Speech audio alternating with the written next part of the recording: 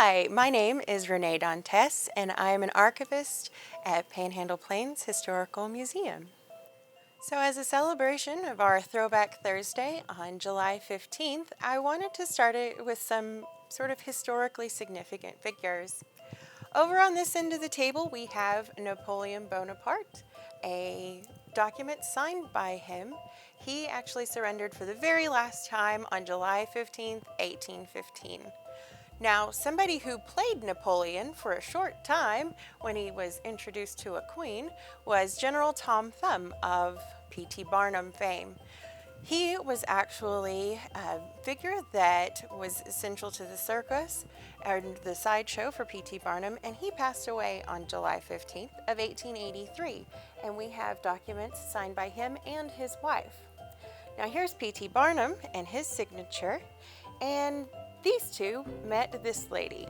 She was Queen Victoria, and Tom was only 6 years old when they met and did his famous Napoleon impression. Now, her cousin married an emperor of Mexico, and what we have here are two absolutely beautiful documents signed by Mexican officials and presidents. We have President Miramon here and President Santa Anna on this one. You'll notice these are signed with these beautifully ornate seals, which fold up in this absolutely gorgeous flower figure to show that these were actually signed by the people who said they were going to sign them. Moving along, we actually have our own presidents. Signatures, we've got all the way up to Lyndon Johnson, and this one is George Washington. In this book, we have his photo with signature and a bit about him, but what makes this entry a little more special is that we have an actual lock of Washington's hair.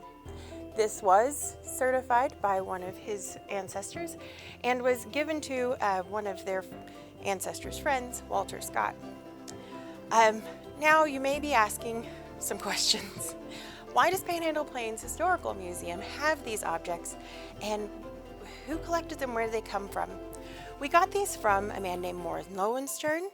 He was a collector here in Amarillo. This is a small, very small portion of his autograph collection that he had created over many years.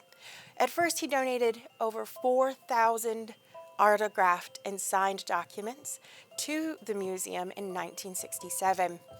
Now, in 1974, he added some additional documents, especially ones from Mexican officials and many from the U.S. presidents after Lyndon Johnson. The way he acquired these is quite interesting. It came from dealers, much like an art dealer, but they specialized in real and authentic documents with true signatures, and they do have their certificates of authenticity to make sure that the buyer's getting really what they wanted. They also went to auctions. We have a couple of the programs here that Lowenstern would have used to indicate which ones he was interested in. They had newsletters, people wrote books, and during the time that he was collecting these, he was hunting for very specific types of autographs and signatures. There were many different signatures from monarchs and officials, secretaries of state for the U.S., ambassadors, so many variants. There's queens and kings and a Maharaja, there's authors and aviators, boxers and musicians.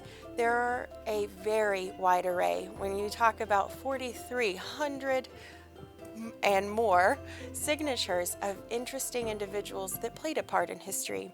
A few more interesting ones that we have are from Marie Antoinette. This is a letter to her treasurer, which we know she got a bit in trouble with treasury and her spending.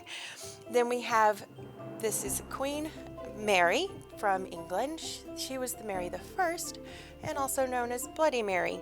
We have a signature from her. Next we have Catherine the Great of Russia. She was a force in her own right. She was married to Peter, and whenever he passed on, she actually ruled for 34 years on her own, and she died 225 years ago this year. This document was actually signed in 1793, and we also have a wonderful print with her face on it, and this was part of their currency. Another woman who did things on her own and on her own terms was Amelia Earhart. We have her signature here with these information sheets that Mr. Lowenstern created for each one of the types of documents that he collected. Then we come to my very favorites.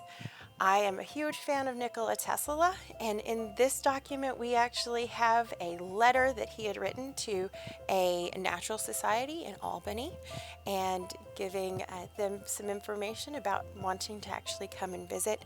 And then last but certainly not least, we have Catherine de' Medici, the Queen of France. She was from a very famous family we all know from Florence, and this document was signed the 21st of September of 1568. We have the pleasure of holding on to these in our archives up in the Research Center at Panhandle-Plains Historical Museum. It is my absolute pleasure to get to deal with these types of documents on a very frequent basis because they all have their importance in history, and we all cherish them very much. I hope you've enjoyed your time looking at the Lowenstern autograph collection, and I hope that these sorts of items spur you to maybe find your own autograph collection, and good luck on your hunt.